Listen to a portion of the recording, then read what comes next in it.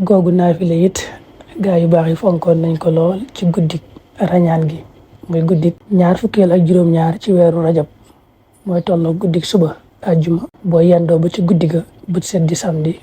mooy guddik ñaar fukkeel ak juróom-ñaar naafila gi ku dem ci téeram naylul awtaar dana ko fa fekk mooy da ngay julli yaari rakka rek rakka bu ci nekk nga jàng fatiha benn yoon qul huwallahu ahad mooy suratul ixlaas ñaar fukki yoon ñaari rakka yépp lool nga ciy jàng boo sëlmalee nga julli ci yonente bi sallallahu alayhi wa sallam fukki yoon julli goo def baax na nga teg ci ñaan gi allahumma inni as'aluka bi mushahadati أسرار المحبين وبالخلوة التي خصصت بها سيد المرسلين حين أسريت به ليلة 27 أن ترحم قلبي الحزين وتجيب دعوتي يا أكرم الأكرمين loolu leen ku ko def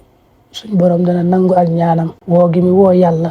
di ko ñaan yàlla dana ko yërëm lool wuyu ko ci ak ñaanam te it bu xol yëpp doon dee moom ab xolam du ca bokk ab xolam dana dund moo tax mu ne fa inna allaha tabaraka wa taala yujibu duaahu wa yarhamu nidaahu